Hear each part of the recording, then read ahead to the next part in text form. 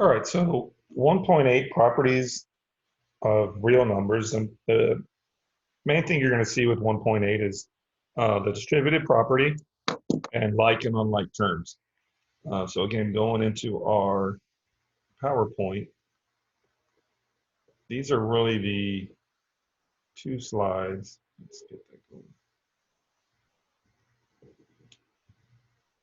The two slides that we need to stress. And this is dealing with the distributed property. And what you'll see is you see these will be numbers usually, but you have a number in front of a parentheses. And what you're doing is you're distributing. Now I write it a little bit different, but it is in a sense what you're doing. You're taking the first number, you're multiplying it, distributing it into the parentheses. You take A, multiply it times B, and then you add it times A times C. Now if there was a negative value here, then you'd put a negative value here as well.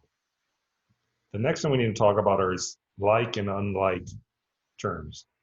Oops. Let's see. Go back.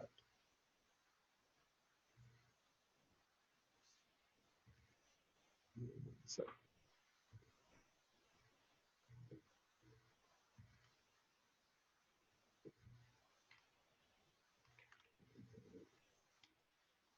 all right, from Crenshaw, here we go. So we're talking about like and unlike terms. What makes something a like term is they have to have the same variable, okay, and the variables must be raised to the same power. So these would be considered like powers because like terms because we have 3x and 2x. They both have the same variable and they both are raised to the first power. These are unlike because even though they have the same variable, they both have the variable of x. This x power is a 1 and this one is squared. This is a 2. So if they don't have the same power, then they are unlike terms. And the reason we're talking about like and unlike terms you can combine, you can add them together. Unlike terms you cannot, they stay separate. This one down here, this one's a little bit tricky, but if you'll notice, they all have the same variable. Not only do they have the same variable, those variables are to the same power. So the x is squared and the y is to the first. So these, we could add all these together. But obviously, if you look at these, you have a y, a z, and an x. Their variables aren't even the same, so we can't do anything there. So again, if you're viewing the PowerPoint, it just kind of goes through some examples. And that's what we're going to do as well.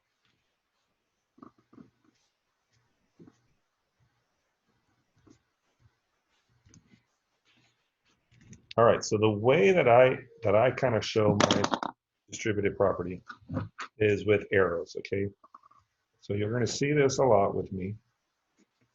Okay, I just kind of draw the arrows. What that's telling you is I'm going to take the 3 and multiply it by 5a. Now, I won't always do this step, but I'm going to kind of show you guys today. If there's a plus value, I write a plus value. If there was a minus, I put a minus between. And then I'm doing my 3 times 7, okay? So 3 times 5a gives me 15a.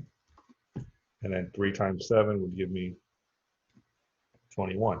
Now, what you always want to do before you submit your answers is look to see is there any like terms that I can combine. Okay, remember, even though we have an a here, this 21 is what we call a constant, okay? It's just a number. I can't add these together because this 21 does not have an a. Okay, so this is sometimes the hardest part with algebra is getting people to enter an answer with two different things. Okay, but that's all you can do. You cannot add these together, so our answer is just 15a plus 21. Let's do another example. Now this is a z minus a t, and I'm going to write a capital T. Leaving the program, it's a lowercase. All right, so this is where you got to be a little bit careful because we have a negative sign right in here. Okay, but first, negative 3 times z, it's a negative times a positive, so we know it's going to be a negative. 3 times z just gives me 3z. And remember, you can look at this in one of two ways. You can put your minus sign here and then do -3 times t, or you can think of this as -3 times a negative t. We know about a negative times a negative. That's going to give me a positive value. And then what's 3 times t? That just gives me 3t. You just watch those signs a little bit. We had a negative times a positive here. That's why this is negative. And a negative times a negative made that a positive.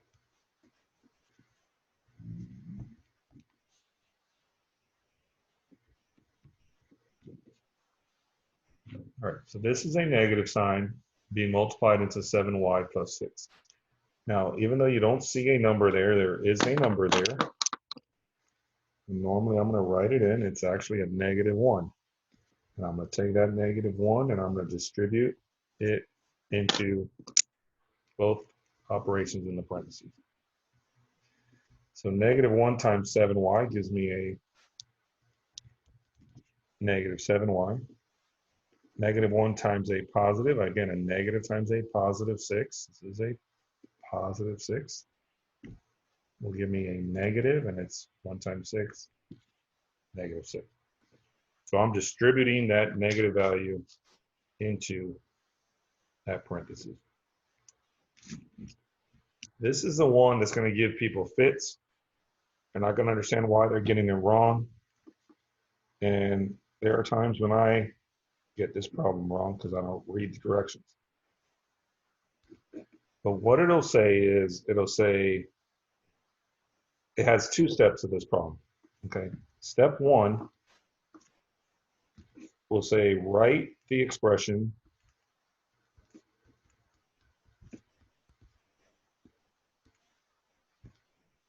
without parentheses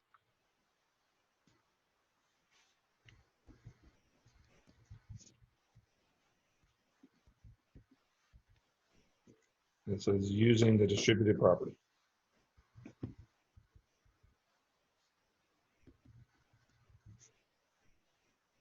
And the reason people get this wrong is they go just directly into solving this. Okay, and that first step, step 2 is where you're going to enter your solved answer. But that first step, they just want you to distribute it, not to simplify it. Okay, to take that 1/3 and distribute it into the 6x plus 15. All right, so since I have a fraction here, I'm kind of make both of them fractions. And we'll write this one out a little bit the long way.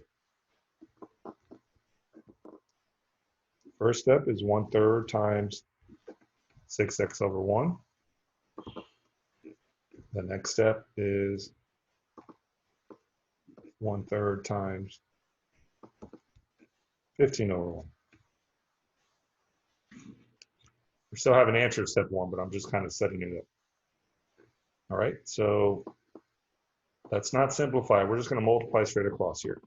So this gives me 6x over 3 plus 15 over 3. And again, 1 times 6x gives me 6x. 3 times 1 gives me the 3. 1 times 15 gives me 15. 3 times 1 gives me 3. So this is actually the answer to step 1. This is what they want you to enter. Not the simplified answer. They want it like this. Step 2 will want the simplified answer, which 6 divided by 3 would give me 2x, and 15 divided by 3 would give me 5. So that, yes, that is the answer to the whole problem, but step 1 wants this, okay? That is what step 1 wants. This is what step 2 wants. So what will happen, the reason why I get it wrong sometimes is I go to enter this for step 1 and it says no. And I'm like, what do you mean? And I check it and I'm like, no, I know it's right. But again, that's not what they're asking you. They want, it gets a little, like I said, a little tricky. Just remember that when you see it. Okay. And then, but then they'll come and they'll give you 5. They'll give you this one here, -1, 7, 7x minus 35. And it's not a multi-step one, so it doesn't want that. It just wants you to solve it. So again, you're distributing. Think of these when I have a fraction, I need everything to kind of look like a fraction. So that means I would have to put, 1 in my denominator. So I'm doing -1 times 7x. It gives me a negative 7x. 7 times 1 gives me 7. I have a negative and this is a negative 35y. Okay. So negative and negative, I know this is going to be a positive.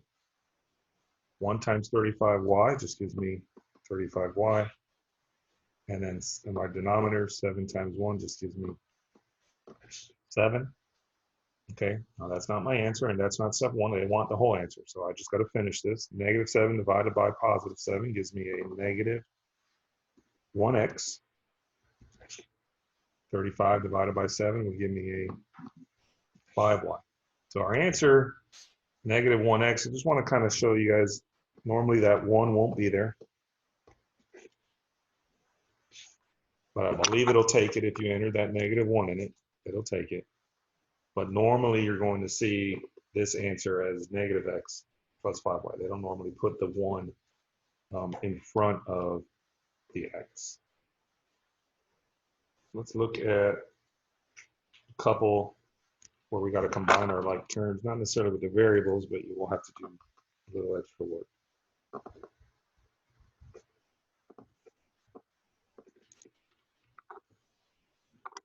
And this should be that last example that you'll see.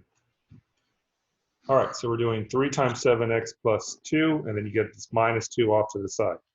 And if you remember your order of operations, parentheses, there's nothing we can do in here. These are unlike terms. We cannot add these together. So what we have to do, though, is distribute. And distribute's always going to be one of the first things you're going to do. I mean, you would look to see if I can do something with parentheses. If I can't, I'm looking for exponents. And then distribute is going to be, like I said, way up there as far as what you're going to do. So we're going 3 times 7x gives me a 21x. 3 times 2 gives me 6. At this point, we move down our minus 2. Now, what are our like terms? What can we combine? Well, constants are always going to be like terms. We could always do this here. And if we're following the way I taught you, we're not really doing 6 minus 2, even though hopefully you see that and you know it's 4. But really, we should change this to a 6 plus a negative 2. I know it's silly. And then at that point, we get 21x plus 4. So that is not a whole lot with 1.8, just mainly distributed property, and they want you to understand like and unlike terms.